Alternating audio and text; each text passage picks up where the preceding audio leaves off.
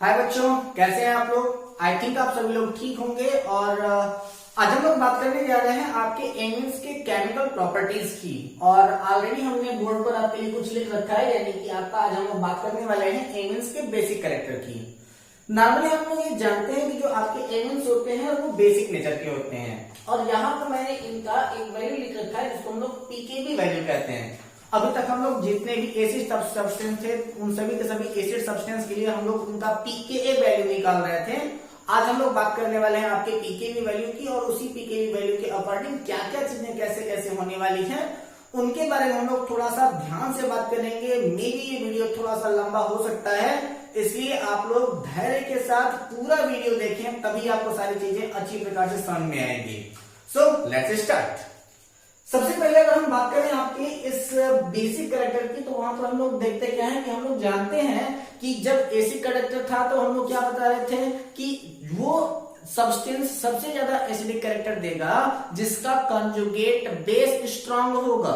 और ये जो आपका जब बेस खुद ही आपका है तो यह जितना ज्यादा स्टेबल कंजुगेट एसिड देगा वो इतना ही अच्छा प्रोडक्ट माना जाएगा। तो सबसे पहले अगर हम बात करें यहाँ पर कि जैसे कि अगर हम बात करें एमिन्स के बेसिक कैरेक्टर की, तो बेसिक कैरेक्टर के लिए हम लोग जनरली क्या करते हैं कि आपका RnH2, और इस RnH2 का रिएक्शन अगर आप करा दीजिए एल्किल हैलाइड से नहीं, किसी भी एसिड से रिएक्शन कराइए, ठीक है।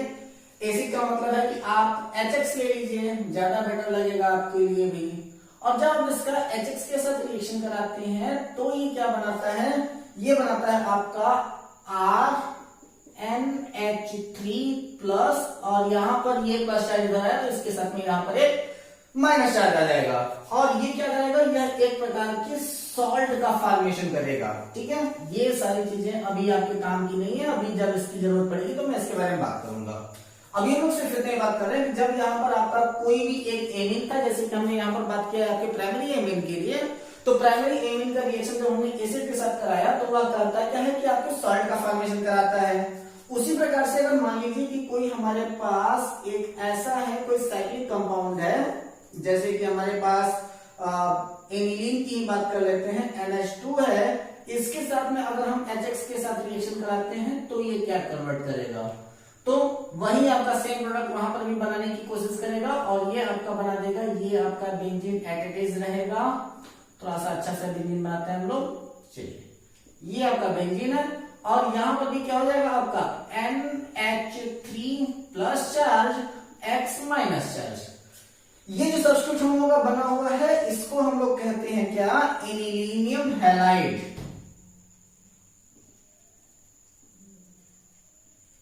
एनिलीनियम हैलाइड, ठीक है। अब यहां पर अगर बात किया जाए कि ये वाला ज्यादा आपका स्ट्रॉन्ग बेस होगा या फिर ये वाला आपका स्ट्रॉन्ग बेस होगा, तो आप ज्यादातर सामान्य भाषा में एक चीज जान लीजिए कि जो आपका एरोमेटिक कंपाउंड होता है वो एरोमेटिक कंपाउंड लेस बेसिक होता है कंपेयर टू आपके नॉर्मल जो आपके एमिन्स है, यानी कि प्राइमरी सेकेंडरी टर्शियरी एमिन्स के कंपेयर में जो आपके एरोमेटिक कंपाउंड होंगे वो आपके लेस बेसिक होंगे, यानी कि आपका उनका बेसिसिटी जो होगा वो लेस होगा, ठीक है। तो यहां पर हम लोग क्या करते हैं कि एक लाइन एक छोटी सी लाइन यहां पर लिख भी लेते हैं, और इसके बाद फिर हम लोग इसके बारे में थोड़ा सा और डिटेल में चर्चा कर लेंगे। क्या लिखते हैं हम लोग, alkyl amines are more stable than aromatic amines. Aromatic amines, ठीक है। तो जो आपके एल्किल एमिन्स होते हैं वो आपके एरोमेटिक एमिन्स के कंपेयर में ज्यादा स्टेबल होते हैं। अब इनके बारे में हम लोग थोड़ा सा और डिटेल में बात करें। अब जरा सा हम लोग बात कर लेते हैं कि आखिर इनके अंदर जो आपका बेसिक कैरेक्टर है उस बेसिक कैरेक्टर को हम लोग आइडेंटिफाई करें कैसे। आइडेंटिफाई करने के लिए हम लोग कई प्रकार के मेथड्स को हम लोग यूज कर सकते हैं, तो जरा सा हम लोग आपको बता देते हैं। एक्चुअली इसका जो बेसिक कैरेक्टर निकालने का जो मेथड है बेटा वो बहुत ही ज्यादा कॉम्प्लिकेटेड है। वो इतना ज्यादा कॉम्प्लिकेटेड है कि कभी कभी उसको समझने के लिए दिमाग बहुत ज्यादा यूज करना पड़ता है, और वो आपको यहाँ पर मैं बताऊंगा कि कैसे कैसे उसको आप यूज कर सकते हैं। तो जैसे कि अगर हम लोग यहाँ पर इसका रिएक्शन कराते हैं तो सबसे पहले कि अगर हमको ये पता करना हो कि क्या ये बेस है, अगर इसको हम लोग बेस पता करना होगा तो हम लोग करते क्या है, सबसे पहले हमारा क्या बना है कि आपका ये जो सॉल्ट बना हुआ है आपका RnH3 plus charge X minus के साथ में, इसका रिएक्शन आप करा दीजिए आप NaOH के साथ। ठीक है, अगर रिएक्शन होती है तो हाँ ये बेस है, अगर नहीं होती है तो ये आपका बेस नहीं हो सकता है। तो यहां पर ये क्या होगा कि आपका ये जो सब्स्टिट्यूट बना है वो आपका कंजुगेट एसिड की तरह बिहेव करेगा, क्योंकि यहां पर मैंने आपको पहले भी बताया गया कि जो आपका कोई भी एमीन है वह एमीन तभी अपने आप को स्ट्रॉन्ग बेसिक बना सकता है जितना ज्यादा उसका कॉन्जुगेट एसिड जितना ज्यादा स्ट्रॉन्ग होगा वह सब्सटेंस उतना ही ज्यादा बेसिक होगा। तो ये क्या है, आपका कॉन्जुगेट एसिड है, इसका रिएक्शन अगर आप बेस के साथ कराते हैं तो कोई ना कोई सॉल्ट का फॉर्मेशन यहाँ पर भी होना ही चाहिए। तो आइए देखते हैं कौन सा सॉल्ट का फॉर्मेशन हो सकता है। तो ये बनाएगा आपका RnH2, यानी कि जो आपका एमीन हमने लिया था वो आपका एमीन पहले से ही निकल करके बाहर हो जाएगा। ये हाइड्रोजन के साथ में ये आपका H2O बन जाएगा और सोडियम जो है हैलाइड के साथ में आपका NaX बन जाएगा। जैसे कि सपोज किया कि अगर हमने यहाँ पर Cl ले लिया होता तो वह आपका NaCl बन करके बाहर हो जाता। ठीक है, कोई टेंशन ना होती उसके लिए हमें। तो अब यहाँ पर जो हम सब्स्टिट्यूट देख रहे हैं वो क्या है कि आपका NH2 बना, यानी कि अगर हम लोग ये कहें कि कोई ऐसा सब्स्टिट्यूट है हमारे लिए, जैसे कि अगर हमसे कह दिया जाए कि कुछ एमीन्स हमारे पास दी गई है और उस एमीन को हमें सेपरेट करना है, तो उस सेपरेट करने के लिए हम लोग क्या मेथड इस्तेमाल कर सकते हैं। तो सबसे पहले हम लोग करते क्या है कि किसी भी सब्स्टिट्यूट में से हम लोग करेंगे कि उसका जब हम लोग एसिड के साथ में रिएक्शन करा देते हैं तो एसिड के साथ में रिएक्शन कराने पर एक सॉल्ट का फॉर्मेशन होता है, और सपोज कीजिए कि ये जो आपका सॉल्ट है ये वाटर सॉल्युबल होगा।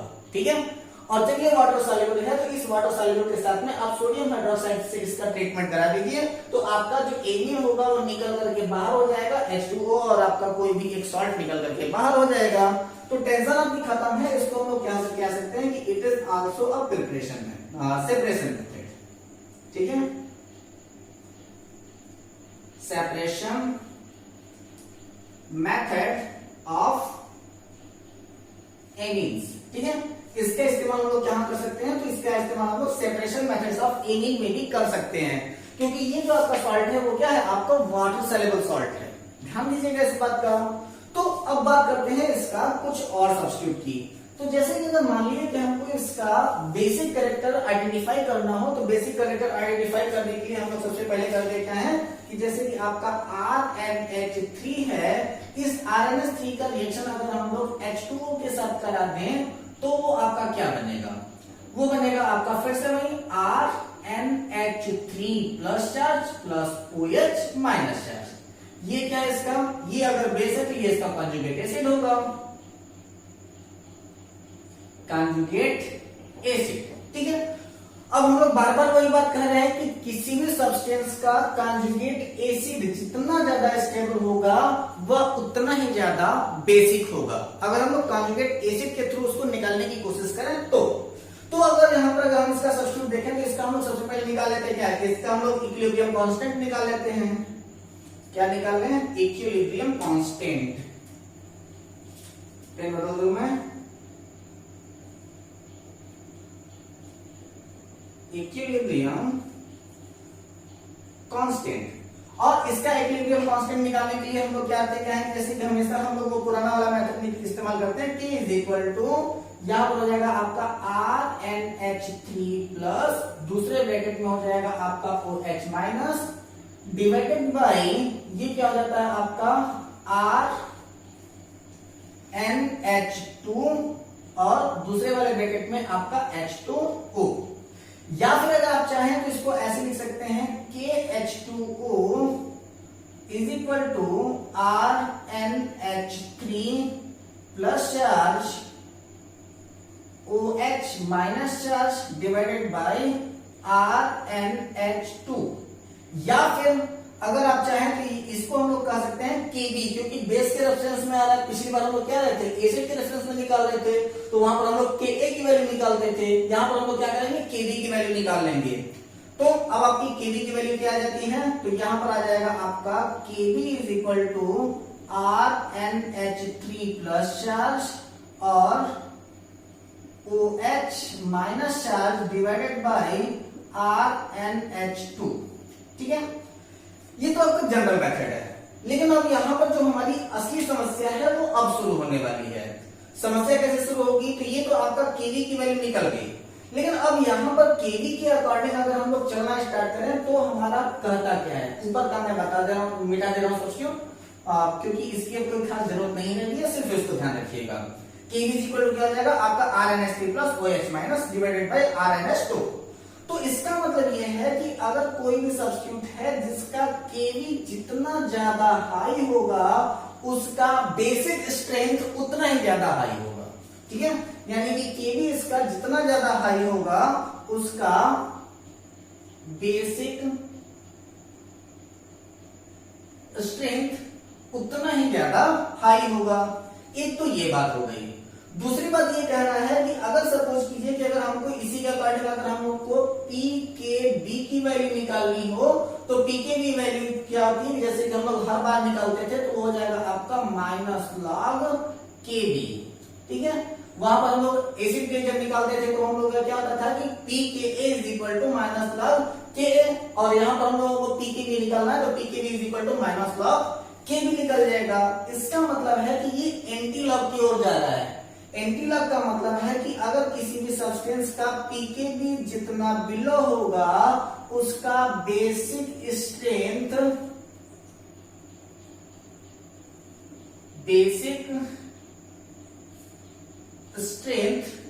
उतना ही ज्यादा हाई होगा।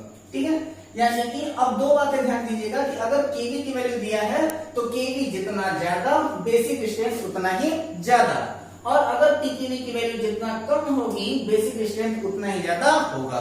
ठीक है, चलिए अब यहां पर हम लोगों को जो समस्या पैदा कर रहा है उसकी ओर हम लोग थोड़ा सा अपना रुख ले लेते हैं।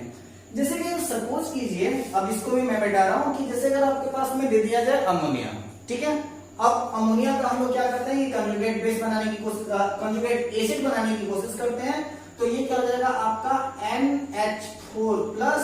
ठीक है, और इसके बाद फिर आपका क्या आ जाता है कि अगर इसके बाद फिर हम लोग एमीन के साइड में आ जाए, एमीन का सेक्टर क्या कहता है कि ये हो जाएगा आपका R, बीच में N, इधर आपका H, इधर H और इधर भी आपका H, क्योंकि इसके पास में लोन अवेलेबल है। ये प्लस चार्ज इसके ऊपर, इसके बाद फिर आपका क्या आ जाएगा R single bond N single bond R, इधर आपका H, इधर भी आपका H, इसके ऊपर प्लस चार्ज, और इधर आपका क्या जाता है R single bond N single bond R single bond R, यहाँ पर आपका H, इसके भी ऊपर प्लस चार्ज। अगर हम उसे कहा जाए कि अच्छा ये बताओ कि इसमें से कौन ऐसा है जो सबसे ज्यादा बेसिक कैरेक्टर देगा, तो हमने क्या कहा था कि जो सबसे ज्यादा स्ट्रॉन्ग कंजुगेट एसिड बनाएगा वह उतना ही ज्यादा स्ट्रॉन्ग बेस बनाएगा। तो यहां पर अगर हम कहें तो इसका कंजुगेट एसिड सबसे ज्यादा वीक होगा, इसका कंजुगेट एसिड अगर हम बनाने लगे तो ये थोड़ा सा अच्छा होगा, ये थोड़ा सा अच्छा होगा, और यहाँ पर 3 एल्किल ग्रुप बना है, केवल 1 हाइड्रोजन है, तो इसका मतलब है कि इसका वाला अगर हम थोड़ा सा बनाना स्टार्ट करें तो सबसे ज्यादा स्ट्रॉन्ग बेसिक हमको दिखाई दे रहा है क्या, कि ये जो आपका टर्शियरी वाला एमीन है वह टर्शियरी एमीन सबसे ज्यादा स्ट्रॉन्ग बेस बनता हुआ दिखाई दे रहा है। ये दिखाई दे रहा है, वास्तविकता नहीं है। क्यों?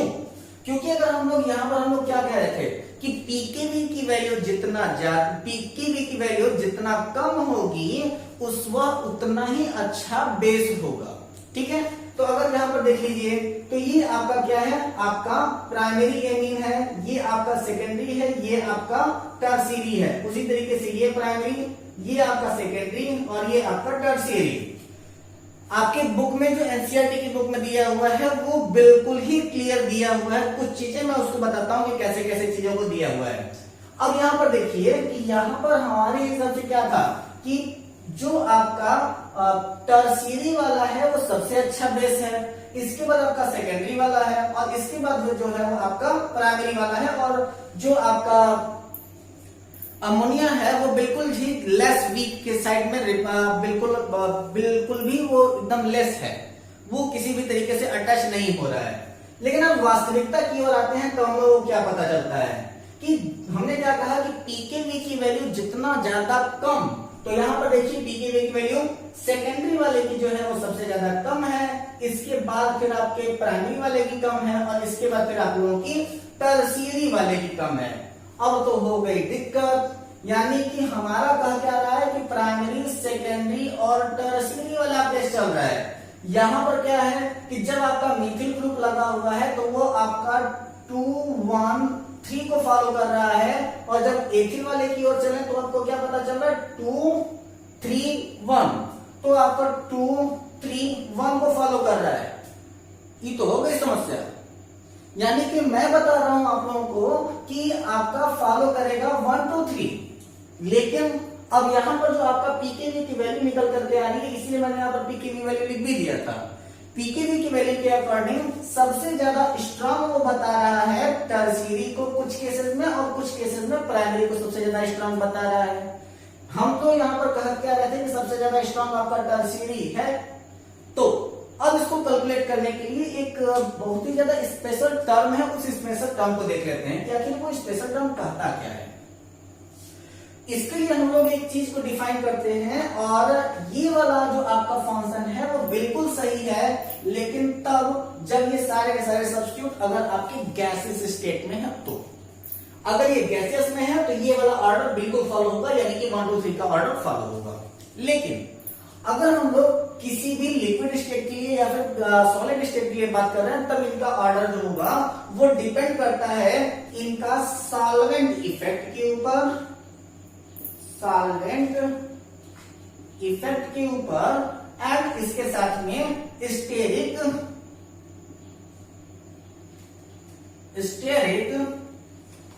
हिंड्रेंस के ऊपर।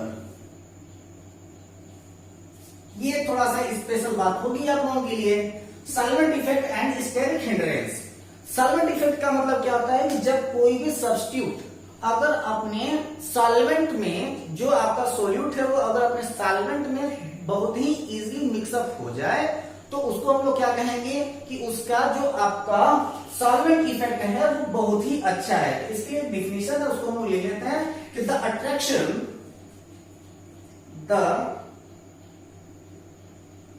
Attraction between solute and solvent molecule which results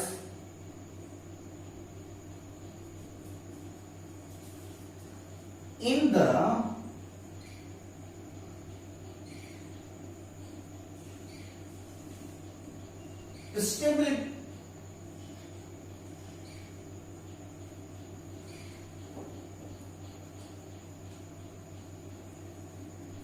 stabilization of solute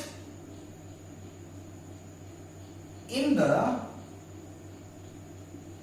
solution। ठीक है, तो जब कभी भी किसी भी सॉल्यूट को जब हम लोग सॉल्वेंट के अंदर इंटर कराते हैं तो उसके लिए जो इफेक्ट आता है उसी को हम लोग क्या कहते हैं कि वही आपका हमारा सॉल्वेंट इफेक्ट होता है। तो ज्यादातर ध्यान दीजिएगा कि जब आपका हेट्रोजीनियस मिक्सचर होता है तो हेट्रोजीनियस मिक्सचर में आपका सॉल्वेंट इफेक्ट नहीं होता है, और अगर आपका होमोजीनियस मिक्सचर है तो होमोजीनियस मिक्सचर में सॉल्वेंट इफेक्ट आएगा। ठीक है, तो इतना बड़ा जो कहानी मैं आपको बता दे रहा हूं, उस पूरी की पूरी कहानी को मैं सिर्फ 2 लाइन में खत्म करता हूं।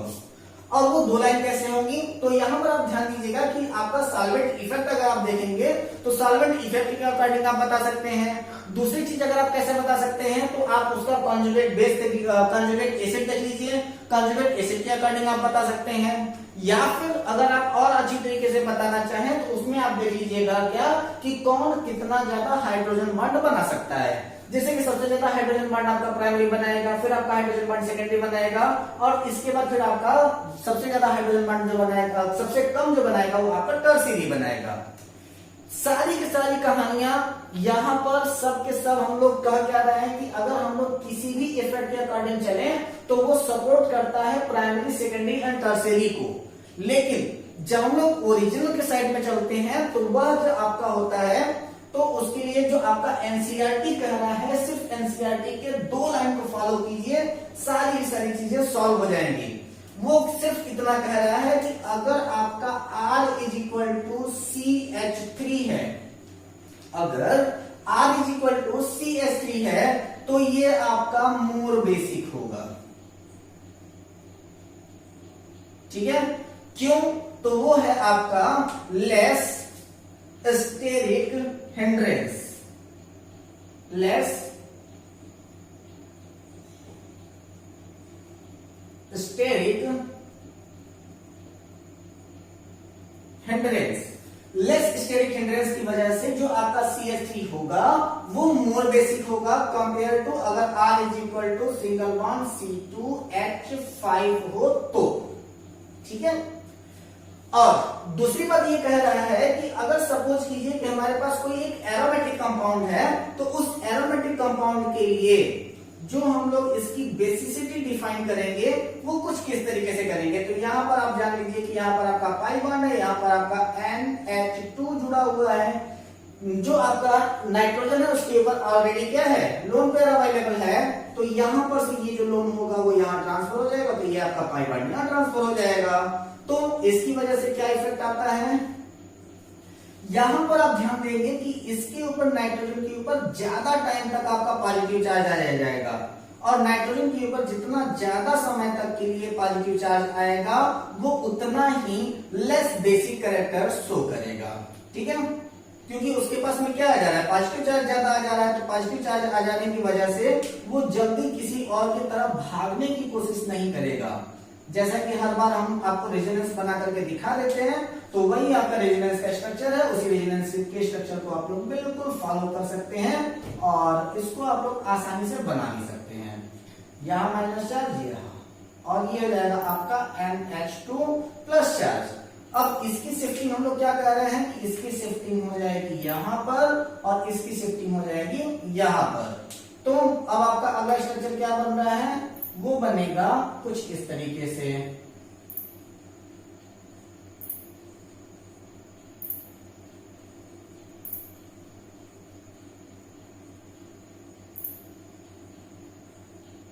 हुआ क्या है कि इसको आप उठा करके कर दीजिए ट्रांसफर यहां, और इसको कर दीजिए ट्रांसफर यहां। इसको यहां पर ट्रांसफर करने के बाद जब आपका अगला वाला स्ट्रक्चर बनेगा वो कैसे बनेगा, तो वो आपका आएगा कुछ इस तरीके से।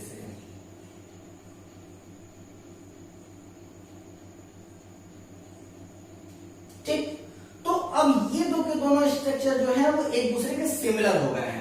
तो उसके लिए हमने आपको पहले से ही एक क्लियर मैसेज आपको दे दिया है कि जब कभी भी आपका एल्किल एमिन्स होगा तो वह आपका होगा मोर स्टेबल कंपेयर टू आपके एरोमेटिक कंपाउंड के। रीजन इसका भी जान लीजिए कि अगर सपोज कीजिए कि यहां पर से अगर कोई भी एक ऐसा सब्स्टिट्यूट हो जो इलेक्ट्रॉन को अपनी तरफ अट्रैक्ट करता हो, तो इलेक्ट्रॉन को अपनी तरफ अट्रैक्ट जब करने लगेगा तो इसके ऊपर ज्यादा समय तक आपका प्लस चार्ज आ जाएगा, और जितना ज्यादा समय तक के लिए इसके ऊपर प्लस चार्ज आएगा वो उतना ही ज्यादा लेस बेसिक होता चला जाएगा। ये जितनी भी चीजें मैंने आपको बताई, ये चीजें मैं जब 11th-12th में था तो मुझे बिल्कुल भी समझ में नहीं आई थी। इनको समझने के लिए मैंने एक छोटा सा ट्रिक अप्लाई किया था, सिर्फ उसी ट्रिक को हम लोग आगे बढ़ करके देख लेते हैं कि आखिर वो करेगा क्या। सिर्फ एक छोटी सी बात आपको ध्यान में रखनी है, और आपका लगभग जितना भी कॉन्सेप्ट होगा वो सारा कॉन्सेप्ट यहीं पर आपका सॉल्व हो जाएगा। और इन सारी चीजों के बारे में थोड़ा सा बुक की स्टडी करेंगे तो आपको वो अच्छी तरीके से समझ में आ जाएगा। सबसे अच्छा ये है कि आप फॉलो करिए 2-3-1। किसके लिए, अगर आपका 2-3-1 है तो अगर आपका सब्स्टिट्यूट ग्रुप अगर C2H5 लगा हुआ है, यानी कि जो आपका एमीन है वह C2H5 के साथ में लगा हुआ है, यानी कि जहां पर आपका R लग रहा है वह R अगर आपका C2H5 है तो उसके लिए आप 3-2-1 फॉलो कीजिए, और अगर CH3 है तब आप फॉलो कीजिए किसको, 2-1-3 को। ठीक है, तो जब कभी भी आपके पास C2H5 वाला होगा तो ऐसी कंडीशन में सबसे ज्यादा स्ट्रॉन्ग बेसिक जो होगा वो आपका प्राइमरी हो जाएगा। आप यहां उठा करके देख लीजिए। जैसे कि अगर आपने क्या किया कि आप किसकी बात कर रहे हैं, C2H5 के लिए बात कर रहे हैं, तो C2H5 में सबसे ज्यादा स्ट्रॉन्ग कौन होगा, आपका प्राइमरी वाला सबसे ज्यादा स्ट्रॉन्ग दिखाई दे रहा है। ठीक है, यानी कि अगर यहाँ पर आप देख लीजिएगा तो प्राइमरी की वैल्यू सबसे ज्यादा है। इसके बाद फिर आपका मैंने क्या कहा, जब pKa की वैल्यू जितना कम होगी वो उतना ही ज्यादा स्ट्रॉन्ग बेस होगा। तो यहां पर आप देख लीजिए कि pKa की वैल्यू सबसे ज्यादा किसकी है, तो सबसे ज्यादा है आपका 3.29 यानी कि प्राइमरी वाले की। तो ये सबसे ज्यादा वीक हो जाएगा। सबसे स्ट्रांग आपका कौन हो जाएगा, आपका सेकेंडरी वाला जो होगा सबसे स्ट्रांग हो जाएगा। तो इसका ऑर्डर कैसे हो जाएगा आपका इस तरीके से, सबसे स्ट्रांग कौन सा, तो सबसे स्ट्रांग आपका सेकेंडरी, इसके बाद फिर आपका टर्शियरी और इसके बाद फिर आपका प्राइमरी। अगर CH3 ग्रुप लगा हुआ है तो CH3 ग्रुप में आपका सबसे स्ट्रांग जो होगा वो आपका सेकेंडरी होगा, इसके बाद फिर आपका प्राइमरी होगा और इसके बाद फिर आपका टर्शियरी होगा। लर्न कैसे करें, तो लर्न करने के लिए एक छोटा सा मेथड कि आप ध्यान दीजिएगा कि जब आपका वैल्यू अगर चल रहा होगा, ऐसे लिख देता हूं मैं, क्या 2 3 1 था और इसके बाद फिर आपका 2 1 3 था। ठीक है, एक जगह पर आपका प्राइमरी जो था वो सबसे ज्यादा लेस हो रहा था और एक जगह पर आपका टर्शियरी जो था वो सबसे ज्यादा लेस हो रहा था। सबसे स्ट्रॉन्ग कौन, सेकेंडरी, इसके बाद फिर कौन, आपका टर्शियरी, इसके बाद फिर आपका प्राइमरी। यहाँ पर सबसे स्ट्रॉन्ग सेकेंडरी, इसके बाद फिर आपका प्राइमरी और इसके बाद फिर आपका टर्शियरी। ध्यान दीजिएगा यहाँ पर 3 2 5 और यहाँ पर 2 1 3। ठीक है, तो अगर आपका H की वैल्यू अगर 5 आ रही है तो आप जरूर 2 3 1 की वैल्यू को फॉलो कीजिएगा, और अगर आपके पास हाइड्रोजन की वैल्यू 3 आ रही है तो आप 2 1 3 को फॉलो कीजिएगा। ठीक है, बस इसी मेन चीज को आप ध्यान रखेंगे, आपका बेसिक कैरेक्टर जो होगा वो आसानी से क्लियर हो जाएगा। अब आपको यहाँ पर एक और चीज जो ध्यान में रखने वाली होगी वह आपका क्या हो जाएगा कि अगर आपका Kb जितना ज्यादा होगा, बेसिक स्ट्रेंथ उतना ही ज्यादा होगा, और अगर आपका pKb जितना कम होगा उसका बेसिक स्ट्रेंथ उतना ही ज्यादा हाई होगा। इन दोनों बातों को ध्यान रखिए और साथ ही साथ इन दोनों सब्स्टिट्यूट को ध्यान में रखिए, आपके सारे के सारे प्रॉब्लम जो होंगे वो बड़े आसानी से सॉल्व हो जाएंगे। इतना जितना भी मैंने आपको आज कहानी सुनाई है, जितना मैंने प्रवचन दिया है, उसका सबसे ज्यादा आधार क्या है, एक रामायण की चौपाई है कि कलयुग केवल राम आधारा और रामायण सब कोटि अपारा। पूरे के पूरे रामायण का पूरा सार क्या है, केवल 2 अक्षर राम। उसी तरीके से पूरी की पूरी बेसिक कैरेक्टर का सबसे बड़ा आधार क्या है, बस यही दोनों चीजें। आप ध्यान दीजिएगा कि अगर आपका C2H5 है तो आप फॉलो करेंगे 2 3 1 को, और अगर आपका CH3 है तो आप फॉलो करेंगे 2 1 3 को। यानी कि अगर 2 3 को ऐड किया अगर 5 आ रहा है तो आपका C2H5 वाला है, और अगर आपका 2 और 1 को ऐड किया अगर 3 आ रहा है तो आपका CH3 वाला है। एल्किल ग्रुप का मतलब है कि आपका RNH2, यहां पर आपने जो यूज किया है, अगर ये आपका C2H5 है तो आप इस वाले वैल्यू को फॉलो करेंगे, यानी कि सेकेंडरी टर्शियरी एंड प्राइमरी को फॉलो करेंगे। और ये जो आपका RNH2 है, RNH2, यहां पर अगर आपने CH3 को यूज किया है, R की जगह पर अगर आपने CH3 को यूज किया है तो CH3 को यूज करने का मतलब कि वो आपका 2 1 3 को फॉलो करेगा। That's all. आपसे ये कभी क्वेश्चन नहीं पूछेगा कि आखिर ऐसा क्यों हुआ, ऐसा आपसे कभी पूछ ही नहीं सकता है, क्योंकि इसके बारे में काफी डिटेल आपके बुक में दिया भी नहीं है। और इसके बारे में सिर्फ एनसीईआरटी ने इतना ही कहा है कि अगर आपके पास अगर बनाना है इसका बेसिक कैरेक्टर तो आप इन दोनों रूल्स को फॉलो कीजिए, और अगर आपके पास में कोई भी एरोमेटिक कंपाउंड है तो एरोमेटिक कंपाउंड के बारे में ज्यादा सोचने की जरूरत नहीं है, वो आपका जब भी होगा वह आपके एल्केन से लेस बेसिक ही होगा। That is all. सो अगले वीडियो में हम लोग इनके कुछ और केमिकल प्रॉपर्टीज के ऊपर बात करने वाले हैं, तो बिल्कुल तैयार रहें। इसके ऊपर जितने भी क्वेश्चन आपके बुक में दिए हैं उनको आप लोग सॉल्व कर लें। मिलते हैं अगले वीडियो में, तब तक घर पे रहें, हंसते रहें, मुस्कुराते रहें, अपना और अपनों का ख्याल रखें। तब तक के लिए take care, all the best, जय हिंद।